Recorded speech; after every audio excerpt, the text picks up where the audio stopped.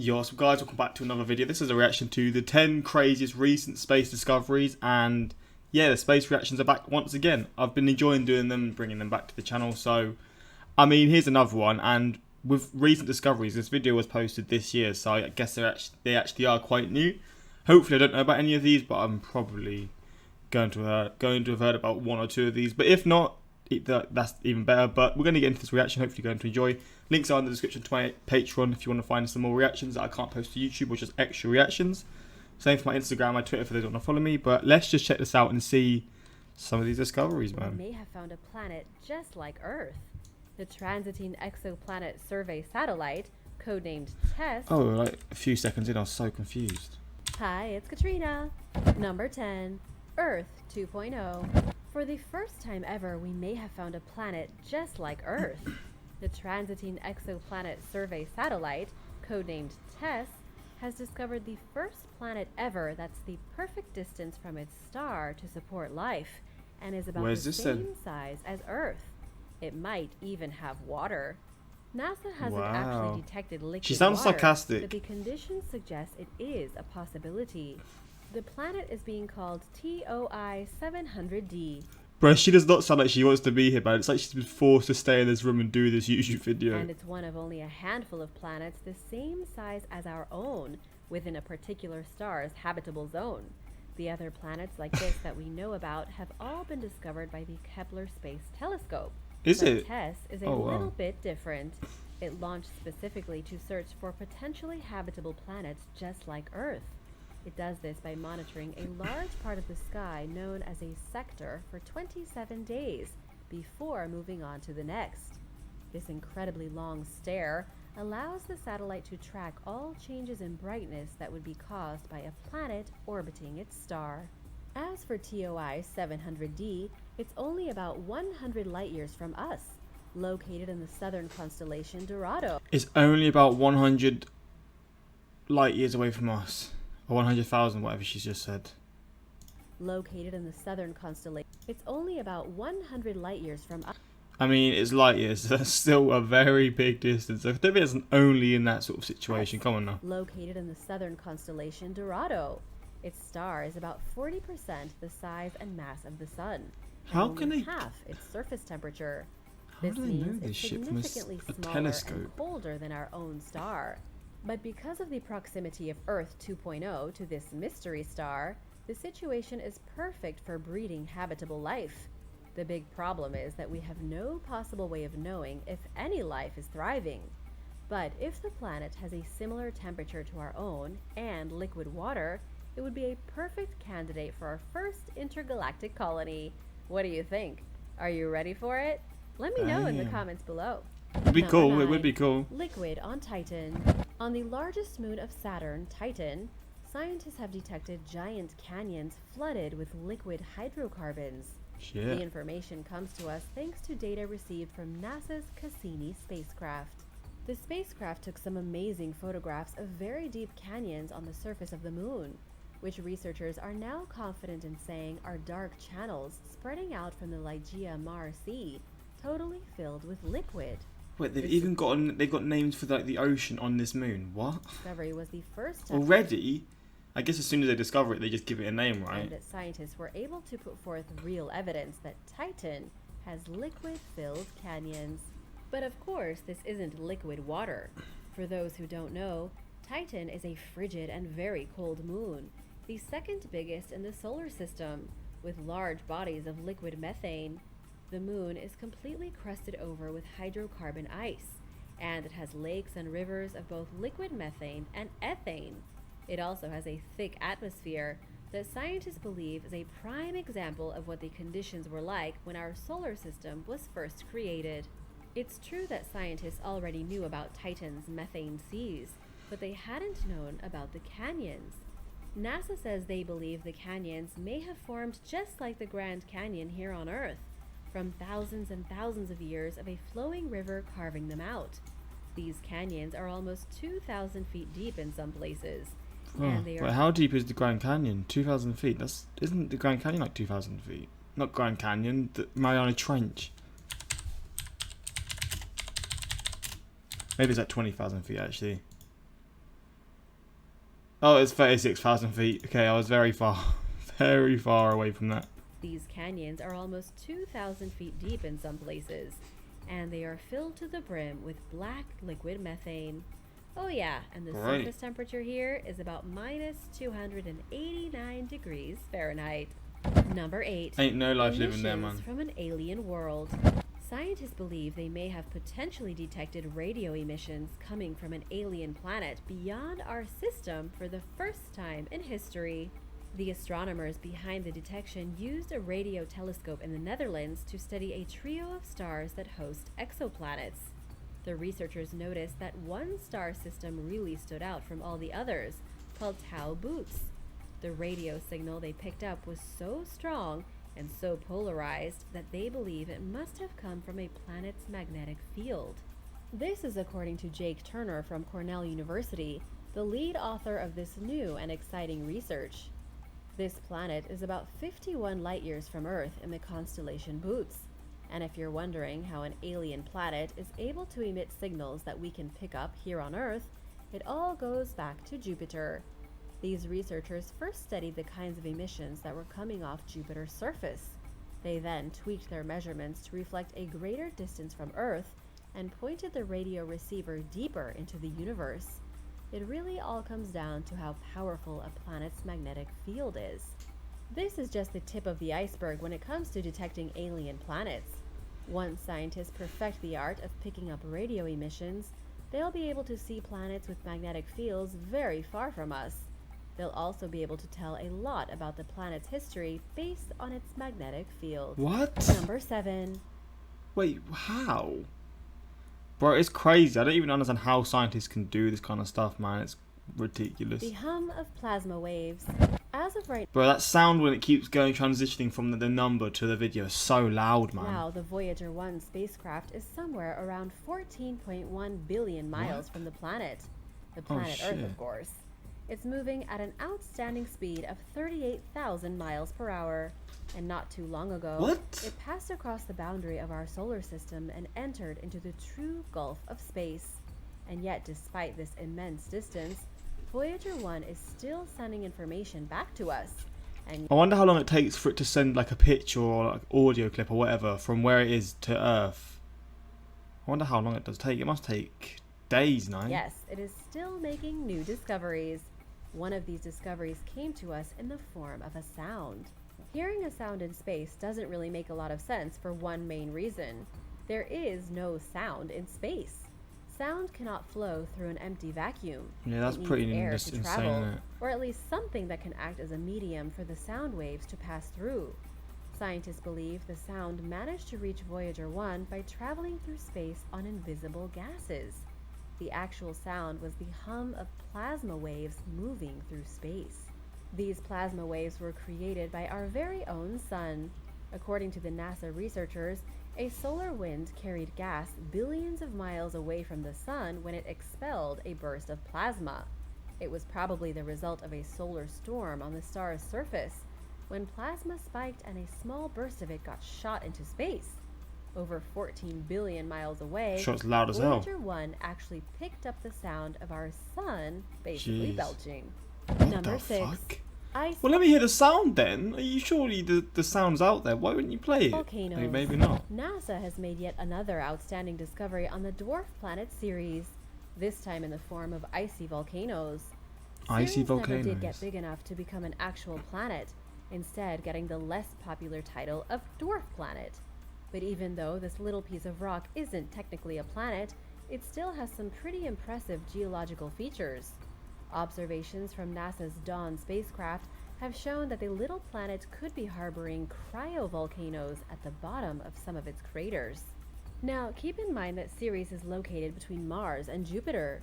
It's a piece of rock mostly covered in ice, and a lot of this ice may actually be building up underground, just like lava builds. Tell you what, I wonder. I wonder what Jupiter looks like from this planet.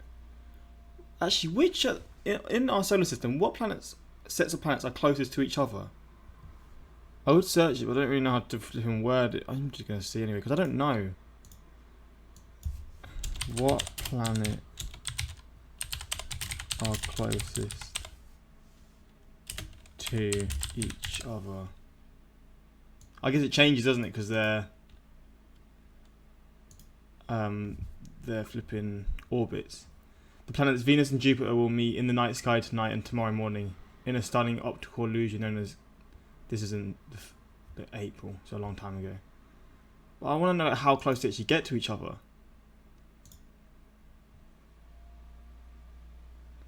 Oh, my internet's terrible, man. It's not going to load. But yeah, it's interesting to see because obviously it changes every flipping... I guess every day or every week or whatever. Under volcanoes here on Earth. The cameras on the Dawn spacecraft showed physical flowing material just like lava at the bottom of the craters, except less viscous and tinged blue. It's the same color as material found at the top of a mountain on Ceres that scientists believe once erupted with a mixture of ice and mud. The theory now is that the flowing material is of a similar mixture inside the craters. It's ice mixed with mud and salt, and scientists say it could be erupting out of the weakest points on the dwarf planet's surface. To make things simple, it's ice volcanoes. Ceres literally has volcanoes erupting out icy mud instead of lava. Which do you prefer? Let me know in the comments below. That's so Number weird. 5. The Mars bug. A scientist from Ohio has made a wild claim that there are The Mars insects bug? on Mars. He's based this claim on supposed photographic proof from various NASA Mars rovers What? throughout the years. His name is William Ramoser, and he isn't actually a crackpot. He is a professor and a specialist in the study of viruses transmitted by arthropods at Ohio University. His evidence is pretty shaky, really only coming from his own interpretation of the photographs, meaning that it can only be considered theory and isn't currently verifiable. He presented his bizarre findings at a national meeting held by the Entomological Society of America. He showed photographs taken from the Mars rovers that seemed to show tiny insects with legs, abdomens, heads, Well, and if you all- can't see it moving, and I'm betting my house on it that it's just a rock. If you can see it moving, and then you've got an argument, but based on just how things look, you can't judge it like that, man. the That's other not how it insect works. parts. And he claims there is diversity as well, with a lot of different kinds of bugs on the red planet. But according to other scientists, he's completely delusional.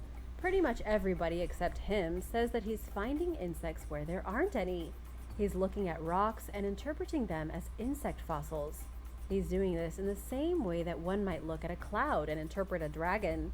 Either that, or he's completely right and everybody else is just trying to cover up the fact that there are indeed insects on Mars. Why would they be What covering do you up? think? Are there really insects on Mars, or is this guy just practicing some wishful thinking? Yeah, Let I me think know he's just a your waffler. theories in the comments below, and don't forget to subscribe if you haven't already. We have lots more videos coming up. Number 4. Merging black holes. Scientists have discovered a collision between two supermassive black holes. Oh, man. It's one of the most catastrophic and destructive things that scientists have ever seen out in the universe. The pair of supermassive black holes are the nearest ever discovered to our planet. Astronomers say they are currently merging into a single monstrosity of unbelievable proportions.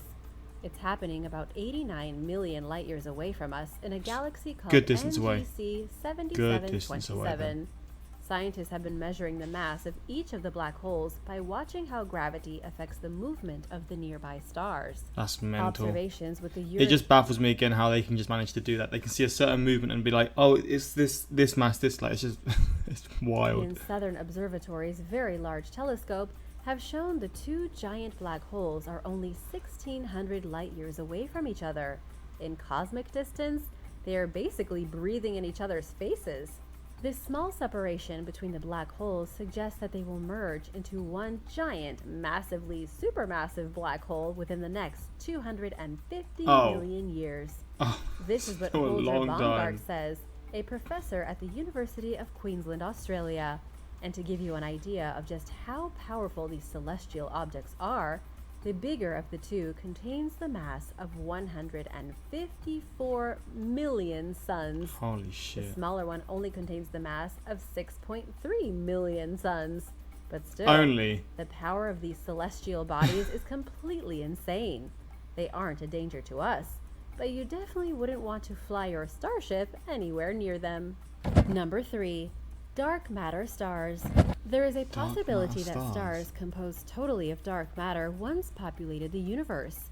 This isn't a true discovery, more of a theory, but one that's quite interesting anyway. Scientists say that when the Big Bang first happened, the universe was much smaller than it is today. In the smaller environment, dark matter came into existence, and it was then that scientists believe that dark stars may have been born. But here's the twist. Dark matter stars wouldn't have actually been dark. Instead, Okay, I was about to say that'd be a bit weird if they were born dark. It would kind of defeat the point of a star. they would have been the biggest and brightest objects in the universe. What? So why is No it called a dark? Wait, I'm so one has confused. ever seen one with their eyes. At least no human ever has. But we are currently looking. And if you're a bit confused about dark matter, so is everybody else. Scientists say that at least 26% of the universe is made of dark matter, and that thousands of these particles pass through your body every second. It's just impossible to detect and study because dark matter is intangible. It emits no light, and it only leaves a gravitational fingerprint behind.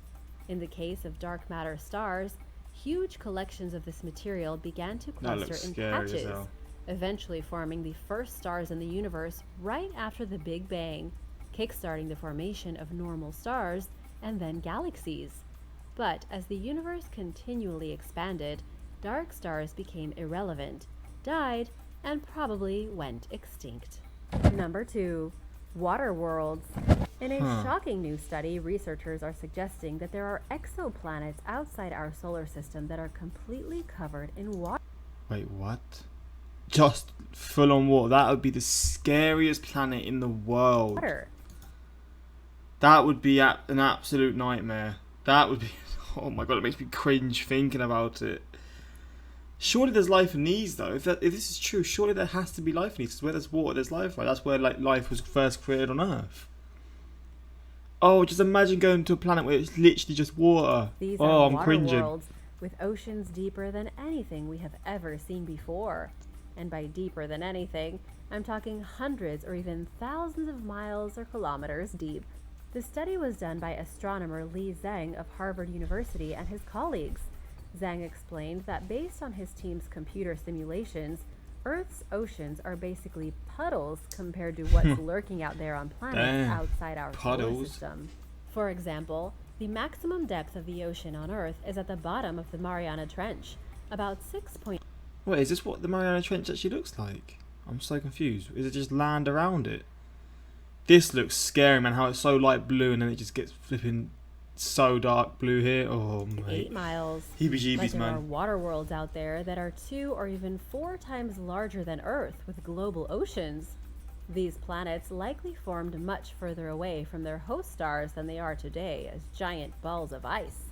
But as they drifted closer to their stars and got warmer, that ice melted and their gravity was increased, causing the surface ice to turn to water and create oceans thousands of miles deep.